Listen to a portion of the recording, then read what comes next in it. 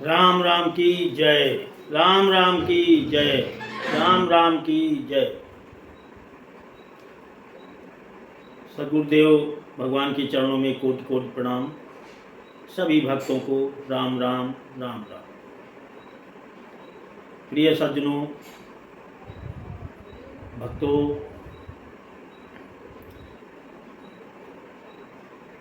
पिछले वीडियो में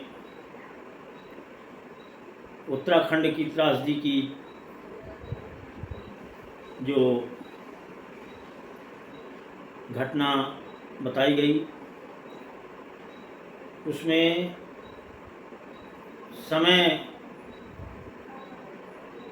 का अनुमान 5 साल का बताया गया था, जो लगभग ये घटना 11-12 साल पहले की है। 5 साल पहले भी घटना त्रासदी हुई वहाँ, लेकिन उस समय केदारनाथ भगवान के यहाँ जब घटना हुई थी, ये उस घटना की बात है जो 11-12 साल पहले की है। तो उस भूल सुधार को या भूल के लिए मैं क्षमा चाहता हूँ। और आगे जो प्रेत पूज्य गुरुदेव जी के यहाँ आया था, लगभग 2-3 बार उसने प्रयास किया गुरुदेव भगवान के यहाँ आकर के कि उसका कोई उपाय हो, उसे उस योनि से छुटकारा मिले, कष्टों का निवारण हो।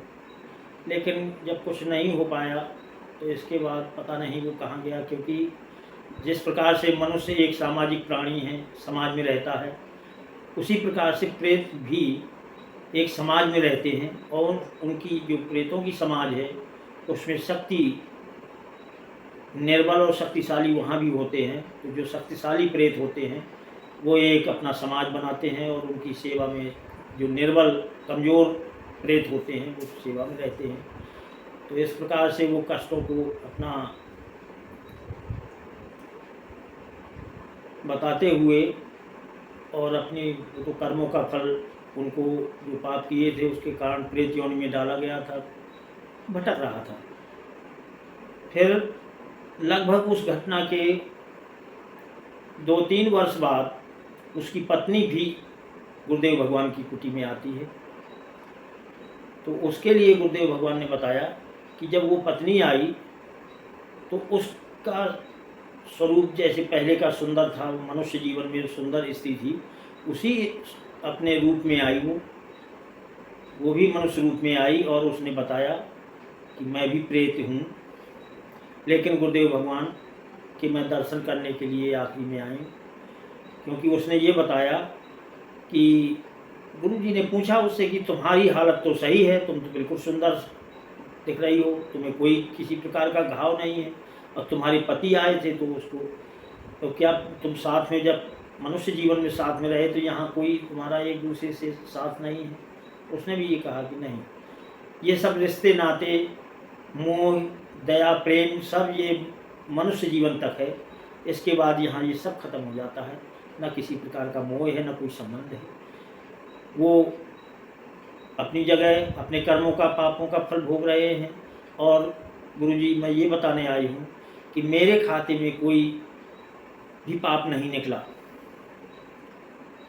तो हमने कहा ऐसे कैसे हो सकता है कि जब इतना साथ में रहे, प्रेम भी रहा आप लोगों में, और इसके बाद सारे पाप उसको मिले, तुम्हारे खाते में कोई पाप नहीं आया? बोले हाँ गुरुजी, जब मेरा हिसाब देखा गया तो मुझे मेरे खाते में कोई पाप नहीं आया, सारे पाप उन्हीं के खाते में गए, क्योंकि धन उनने कमाया था।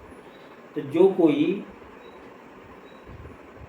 अनीच से, अधर्म से और छल कपट से जो धन कमाता है, उससे जो पाप बनते हैं वो पाप का भागीदार वही होता है जो करता है। हमने तो गृहिणी का धर्म निभाया, बच्चों का पालन पोषण किया, उनका भी भोजन कराना, घर की सेवा की हमने। तो जब हमने किसी प्रकार का कोई ये धन कमाया नहीं, धन कमाने वाले वही थे। तो जो पाप लगा वो उन्हीं को लगा, हमारे खाते में कोई पाप नहीं आया। तो हमारी ये प्रेत योनि इतने समय में कट गई। अब हमें जो है मनुष्य जीवन मिलने वाला है, इसलिए हम अंतिम दर्शन करने आपके यहाँ आए। यहाँ मैं अपना कुछ अनुभव 1 मिनट में बताना चाहता हूँ कि मेरा अनुभव गलत भी हो तो क्षमा करें, क्योंकि आप लोगों का भी और अनुभव इससे ज़्यादा होगा और अध्ययन होगा, ज्ञान होगा। मैं तो केवल अपने स्वतः के अनुभव की बात जो आई वो आपके सामने रख रहा हूँ कि ये जो प्रेत योनि में पहुँचे तो एक घटनाएं हम सभी मनुष्य जीवन में देखते हैं, घटती रहती हैं, घट रही हैं। अकाल मृत्यु, आकस्मिक मृत्यु, स्वाभाविक मृत्यु। तो स्वाभाविक मृत्यु तो सत्य है, ये संसार की व्यवस्था है, सबकी होना है।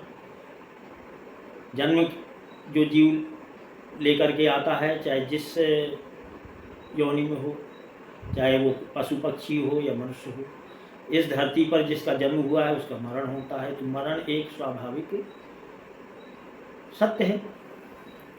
तो यह मृत्यु तो सबकी होना है, लेकिन अकाल मृत्यु भी होती है और आकस्मिक मृत्यु भी होती है। इन मृत्यु को हम अपने अनुभव से थोड़ा सा अंतर समझ में आ रहा है, जो वो व्यक्त कर रहा हूँ कि आकस्मिक मृत्यु जो होती है वह प्राणी मरना नहीं चाहता, लेकिन घटनाएं हो जाती हैं, दैवी आपदाएं आ जाती हैं, प्राकृतिक आपदाएं, जैसे यही उत्तराखंड में आई थी। तो जल प्रलय, अग्नि प्रलय, वायु प्रलय, किसी भी प्रकार से एक्सीडेंट, दुर्घटनाएं हो जाती हैं। तो ये आकस्मिक मृत्यु हो जाती है, जो व्यक्ति मरना नहीं चाहता और मृत्यु को प्राप्त हो जाता है।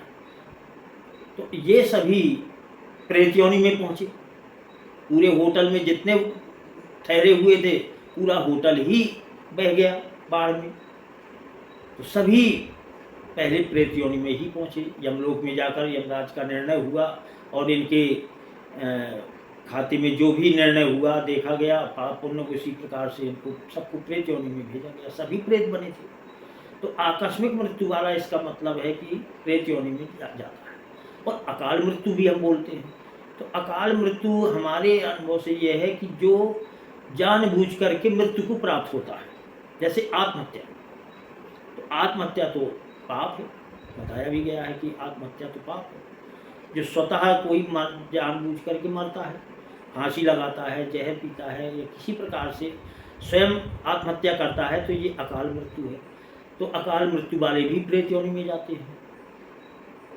तो ये प्रेत योनि में अब कम समय में रहना, ज़्यादा समय रहना, ज़्यादा समय तक कष्ट भोगना, ये ऊपर की व्यवस्था है, जो हमें उतना नहीं है। वो तो गुरुदेव जी के द्वारा जो प्राप्त हुआ वो बताया। इससे एक प्रमाण मिला, सत्य घटना है कि ये उन्होंने प्रेतों ने स्वतः बताया। तो उस पत्नी ने भी उसकी आकर के बताया कि मेरे खाते में कोई पाप नहीं निकला, लेकिन ये आकस्मिक मृत्यु के कारण जो पहुँचे प्रेत योनि में, कम समय में भी लगभग 5-6 महीने में ही उनका प्रेत योनि का वो कट गया, क्योंकि उतने पाप नहीं थे कोई तो इसके बाद ही उसको आगे भेज दिया गया, आगे मनुष्य योनि में पुनः भेजा गया। स्वतः उसने फिर मार दिया कि मुझे मनुष्य जन्म मिलने वाला है। तो ये है कि इस एक चीज़ तो ये पता चलती है कि इस मनुष्य जन्म में ये सारे रिश्ते, नाते, मोह और प्रेम, दया जो भी है, ये सब भाव केवल यही मनुष्य जीवन तक ये रिश्ता है। वैसे भी हम लोग देख रहे हैं कितनी ही मृत्यु होती है परिवार से, और कुछ दिनों के बाद, ज़्यादा से ज़्यादा 13 दिन या 1-2 महीने, 4 महीने, 6 महीने, इसके बाद धीरे धीरे मरे हुए व्यक्ति को लोग भूल जाते हैं, फिर अपना जीवन अपने ढंग से जी रहे हैं और अपना भी कर रहे हैं। तो ये है कि हमें अपने इस, जब वो होना ही है, मरने के बाद कोई किसी का नहीं है, तो यहाँ उस मोह में फंसे रहने से हम भगवान को भूल जाएं और इस संसार की तरफ मोड़े रहें, तो ये जो है संसार क्या देगा, ये पाप ही हमको पूंजी में देगा। तो यदि गृहस्थ धर्म को आप निभाते हुए अपने दायित्व, पिता का दायित्व, पुत्र का दायित्व, जिसका जो रोल मिला है जीवन में, अपने दायित्व को धर्म के आधार पर अगर हम उसको निभा रहे हैं, अवश्य निभाइए, निभाना ही चाहिए।